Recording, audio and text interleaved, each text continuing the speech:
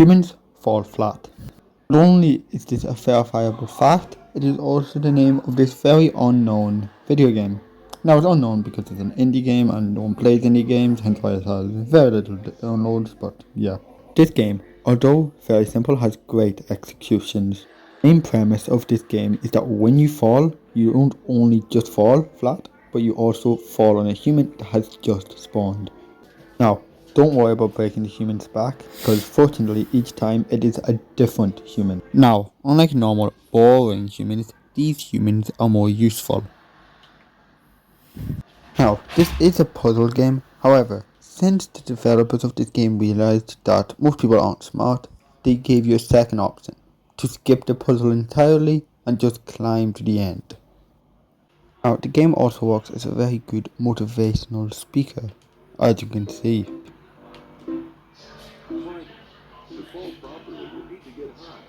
As an Irishman, I couldn't agree more.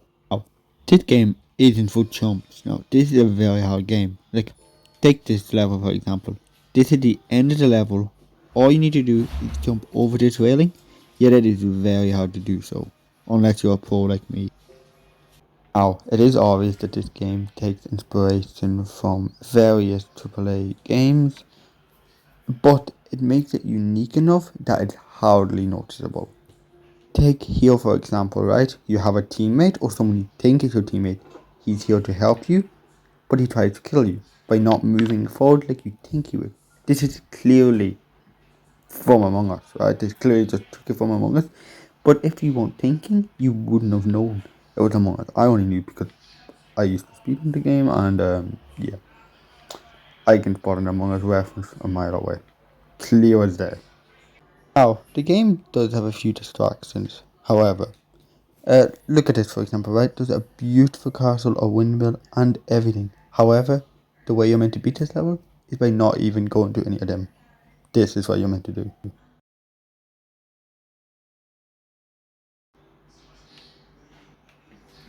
Now, in some of the levels, there are some fun mini games you can try. Now, they don't call them mini games, but they're just there.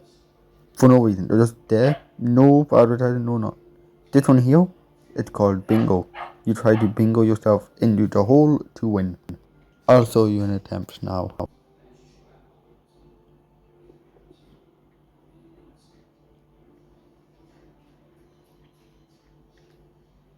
Now, that right here is a hole in one. Now, I think it's really cool that this game takes inspiration from the real world. Like, look at this, for example. It's a giant pyramid. Obviously, this is a reference to South Sudan, like, but yeah, really cool in my opinion. Now, some of the parkour techniques in this game are very hard to pull off, but it is necessary to beat the game, so it is well worth learning how to do it. Like, take this for example. Now, I know it looks very easy, and that's because it is, but it is actually very hard to do. Now, the game also does a great job giving you options that you have multiple ways to do stuff. Take these two examples. They'll be sped up because otherwise there wouldn't be enough time. Now, there's this long, boring, and exhausting way of doing it where you have to climb a bunch, go on stuff, go up elevators, blah blah blah, power generator, other worlds, that means stuff. Or there was this other, much faster and simpler way where you go up the elevator. Instead of going up the elevator, you go up the walls instead, just climb for a few seconds, it won't take too long, and then fall. Now, this level here is really cool because not only is the construction place, which already a reference to Donkey Kong, the skin I'm using, but there always has to be a Mario and Donkey Kong skin whenever playing this level, which I think is a really cool and neat idea for them to implement. I really like how in this level specifically they made it so there's a DK-esque way of beating it, which is just climbing on the ground and popping up the top to then fall down again. Now, what I find cool is how subtle they make the boss fights in this game. Like this boss fight from the popular villain Sans, which obviously originated from this game, but kinda made their own series on that character, I guess. This first he makes it so that you can't climb up. Then he starts laughing at you. Then you think it's over whenever he throws yourself and him overboard. However, since you're in the air and he's in the water, he dies and you survive. Now, just like the game they made based on this character called Undertale, you find out at the end that the character was cheating. Now, the cool thing about this is he sends you back to the original level and makes it all snowy, making it way too hard to beat the game. And what you have to do is beat it before it's too late.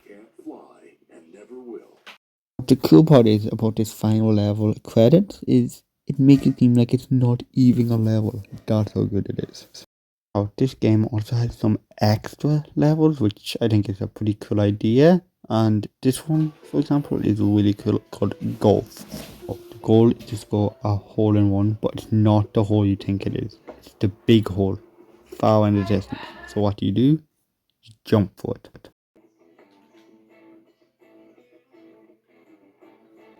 Now, just like New Super Mario Bros., this game has some secret exits that you can do to complete the levels uniquely. Take this one for example, where you get rid of all the rubble underneath the train, and then once you enter the room, bang, you already beat the level.